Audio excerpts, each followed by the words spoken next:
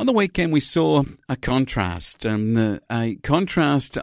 values, and in the case of governments and things that they do, a contrast in the sensibility of making decisions relating to our war veterans. Let's look at the government of Victoria. It allows a record crowd since COVID-19 across the world to attend a football match between two great sides, Essendon and Collingwood, and the ANZAC tribute to be done as part of its day.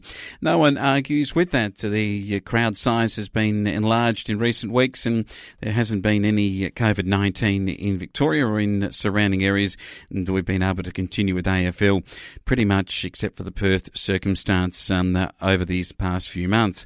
Then you look at down the road on ANZAC morning, the dawn service. Just 1,400 ticketed people allowed to enter into that area.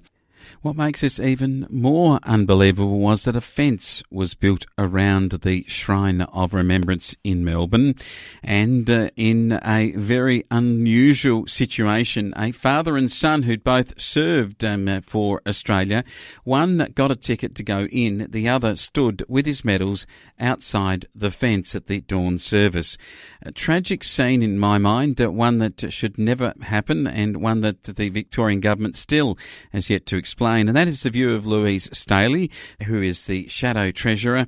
She said Anzac Day at the Shrine should not be a place of division. And it was one that a photo in The Age and an article clearly expounds the view. People just are so disappointed in what the Victorian government has done here, and it's politics. I can't see any other reason for it. You can't have just down the road at the MCG 78,000 people, but we fence off the shrine for one of the most important commemorative situations that we have in this nation. Here's, though, the paradox on this discussion, and it is in the New South Wales town of Lockhart, where we honoured one of our great politicians and great veterans, Tim Fisher. He served in Vietnam. He passed away in 2019. And on the morning of the weekend, the Lockhart railway station received all aboard the Tim Fisher train. The museum secretary of the Greensgunya Museum, Paul Creek, who was able to, from the train, take the headboard and flags that were delivered to him, and they're now going to be displayed in the Tim Fisher Gallery in the hometown area of Lockhart at the Greensgunya Museum.